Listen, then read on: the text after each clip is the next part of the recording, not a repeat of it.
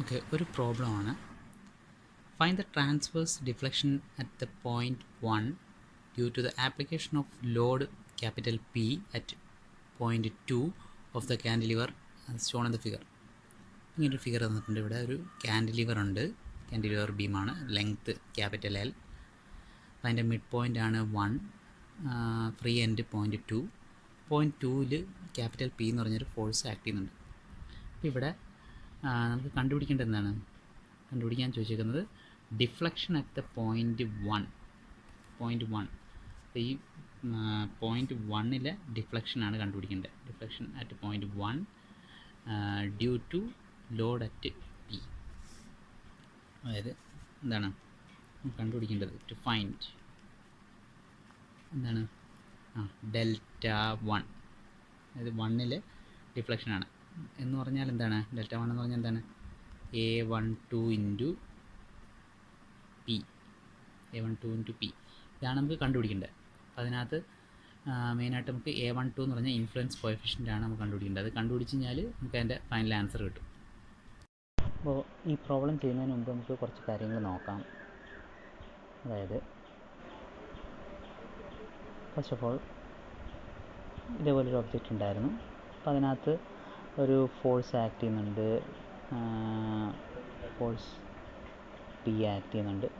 അപ്പോൾ അത് കാരണം ഒരു ഡിഫ്ലക്ഷൻ ഉണ്ടാകുന്ന ഡിഫ്ലക്ഷൻ ഡെൽറ്റ ഉണ്ടാകുന്നുണ്ടെങ്കിൽ that deflection delta will be proportional to the load P. ഈ പ്രൊപ്പോർഷണാലിറ്റി കോൺസ്റ്റൻറ്റ് മാറ്റാൻ വേണ്ടി നമ്മൾ ചെയ്തായിരുന്നു എന്താണ്? ഒരു influence coefficient A11 into P. ഈ പോയിൻറ്റ് 1 ആണെങ്കിൽ നമ്മൾ എന്നിട്ട് പറഞ്ഞു എന്താണ്?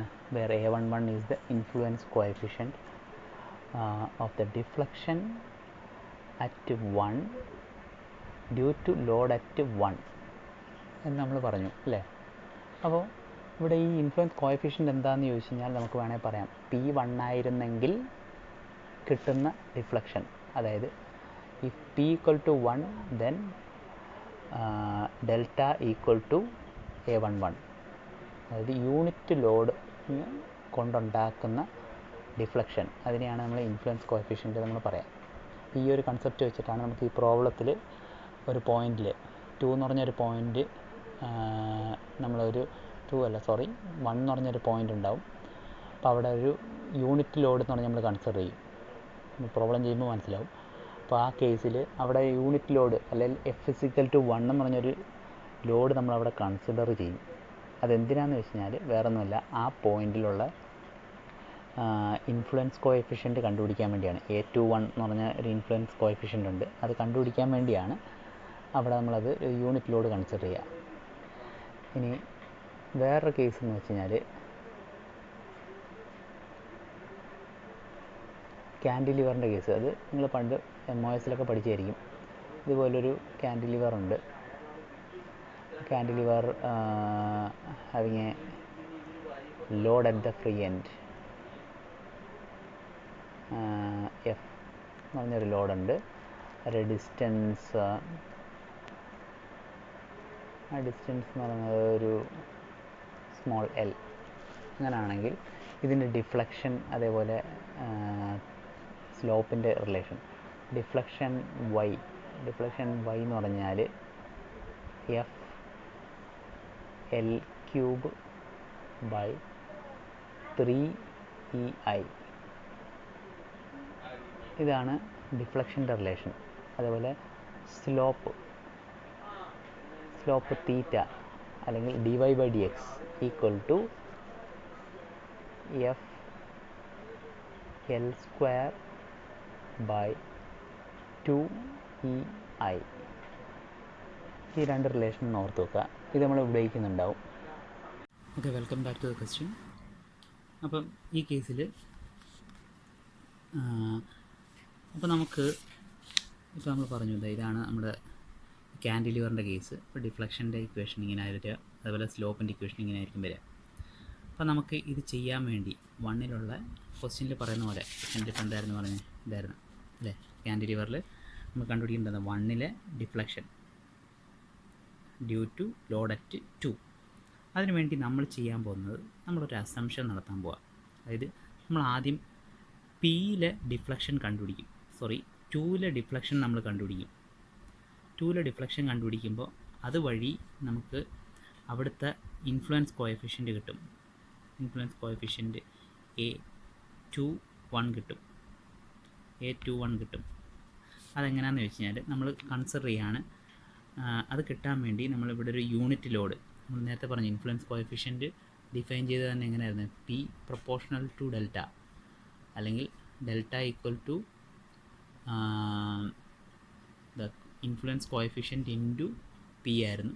ഇനി പി 1 ആകുമ്പോഴാണ് രണ്ടും സെയിം ആവുക. അപ്പോൾ അതേ ഒരു കൺസെപ്റ്റ് വെച്ച് നമ്മൾ ഇവിടെ ഒരു യൂണിറ്റ് ലോഡ് കൺസിഡർ ചെയ്യണം. ഇവിടെ ഒരു യൂണിറ്റ് ലോഡ് ഉണ്ടായിരുന്നെങ്കിൽ, അതൊരു F=1 ഉണ്ടായിരുന്നെങ്കിൽ എന്തായിരിക്കും സംഭവിക്കുക? അപ്പോൾ അത് കാരണം ടൂവിലുണ്ടാകുന്ന ഡിഫ്ലക്ഷൻ, അത് നമ്മൾ ടൂവിൽ ഉണ്ടാകുന്ന ഡിഫ്ലക്ഷൻ പ്ലസ് പിയും കൂടെ വരുമ്പോൾ വരുന്ന വ്യത്യാസം, അത് ഉപയോഗിച്ച് നമുക്ക് A21 നമുക്ക് കിട്ടും. A21 കിട്ടിക്കഴിഞ്ഞാൽ അത് ഉപയോഗിച്ചിട്ട് നമുക്ക് A12 കിട്ടും. കാരണം എന്താണ്, A21 will be equal to A12 reciprocal relation. അപ്പോൾ അതാണ് നമ്മൾ ഈ പ്രോബ്ലത്തിൽ ചെയ്യാൻ പോകുന്നത്. അപ്പോൾ ഫസ്റ്റ് ഓഫ് ഓൾ, അപ്പോൾ അതിനു വേണ്ടി നമ്മൾ ഈ ഫിഗറിനെ ഒന്ന് ജസ്റ്റ് ഒന്ന് മാറ്റി വരയ്ക്കുകയാണ്. അതായത് ഈ ഒരു ഫോർമാറ്റിലേക്ക് മാറ്റുകയാണ്. അതായത് നമ്മൾ പറയുന്നു, കൺസിഡർ ചെയ്യുന്നു, അതായത് 1 എന്ന് പറഞ്ഞ പോയിന്റിൽ F1 F=1 ഒരു യൂണിറ്റ് ലോഡ് ആക്ട് ചെയ്യാമെന്ന് നമ്മൾ കരുതുന്നു.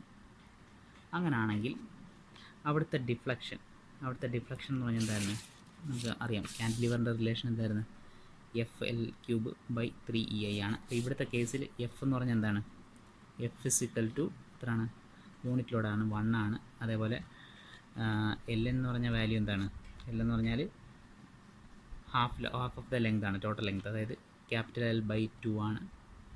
അപ്പോൾ ഈ രണ്ട് വാല്യൂസ് ഇവിടെയൊക്കെ സബ്സ്റ്റിറ്റ്യൂട്ട് ചെയ്ത് കഴിഞ്ഞാൽ നമുക്ക് ഡിഫ്ലക്ഷൻ എന്താ കിട്ടുക, ഡിഫ്ലക്ഷൻ കിട്ടുക എത്ര ആയിരിക്കും, ഡിഫ്ലക്ഷൻ നമുക്ക് L³/24EI കിട്ടും. അതേപോലെ സ്ലോപ്പിൻ്റെ വാല്യൂ നമുക്ക് കിട്ടുക L²/8EI കിട്ടി. ഇനി നമുക്കിവിടെ നോക്കാം, ഇവിടെ ഈ ഒരു ഡിഫ്ലക്ഷൻ നമുക്ക് എന്തായിരുന്നു, ഡിഫ്ലക്ഷൻ എന്ന് പറയുന്നത് എന്തായിരുന്നു, നമുക്ക് ആ ഇക്വേഷൻ ഉപയോഗിച്ച് കിട്ടിയതാണ് L³/24EI. സ്ലോപ്പ് നമുക്കറിയാം, സ്ലോപ്പ് θ= ഈ പറഞ്ഞ വാല്യൂ ആണ് അറിയാം. നമുക്ക് ഈ ഒരു ഡിഫ്ലക്ഷൻ കൂടെ അറിയാമെങ്കിൽ നമുക്ക് ടൂവിലുള്ള ടോട്ടൽ ഡിഫ്ലക്ഷൻ നമുക്ക് കിട്ടും. ടൂവിൻ്റെ ടോട്ടൽ ഡിഫ്ലക്ഷൻ നമുക്ക് കിട്ടും. അപ്പോൾ ഇത് കിട്ടാൻ വേണ്ടിയിട്ട് നമുക്കറിയാം സ്ലോപ്പ് എന്ന് പറഞ്ഞാൽ എന്താണ്, dy/dx ആണ് അല്ലേ. സ്ലോപ്പ് എന്ന് പറഞ്ഞാൽ dy/dx ആണ്, തീറ്റ അല്ലേ. ഇവിടെ തീറ്റ എന്ന് പറഞ്ഞേക്കുന്നത് എന്താണ്, L²/8EI ആണ്, which is equal to dy. ഇതാണ് dy, ഇത് dx. dy/dx എന്ന് പറഞ്ഞാൽ ഈ ലെങ്ത് എന്ന് പറഞ്ഞാൽ എന്താണ്, L/2 ആണ്. അതിൽ നിന്ന് നമുക്ക് dy എന്ന് പറഞ്ഞ വാല്യൂ കിട്ടും. അതാണ് ഇവിടെ നമുക്ക് വേണ്ട വാല്യൂ. അതായത് dy will be equal to എന്തായിരിക്കും, ഇത് ഇപ്പുറത്തോട്ട് പോകുന്നു, അതായത് L²/8EI into L/2 which is equal to എത്ര വരെ, L³/16EI.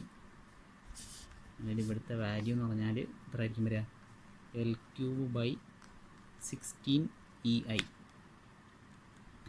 അങ്ങനെയാണെങ്കിൽ നമുക്ക് ടോട്ടൽ ഡിഫ്ലക്ഷൻ എന്ന് പറയുമ്പോൾ എന്തായിരിക്കും വരിക, total deflection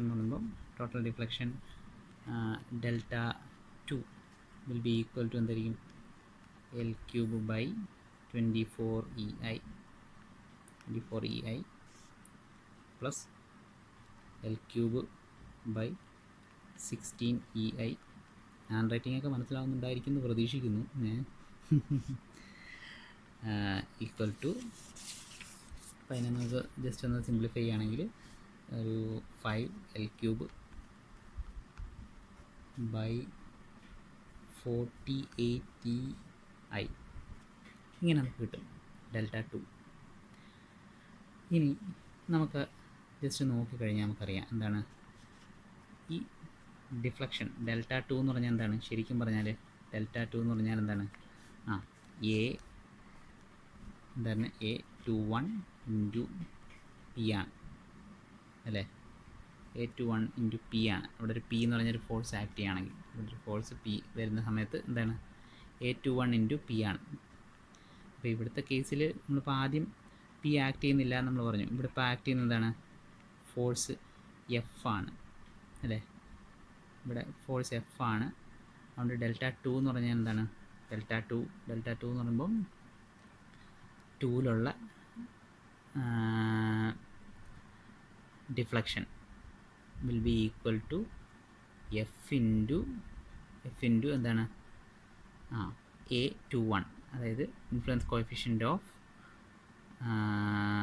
deflection at 2 due to load at 1 ആണ് A21 ഇൻറ്റു എഫ്. ഇവിടെ എഫിൻ്റെ വാല്യൂ 1 ആയതുകൊണ്ട് നമുക്ക് എന്താണ് Δ2 ഈക്വൽ ടു A21 എന്ന് പറഞ്ഞാൽ തന്നെ കിട്ടും.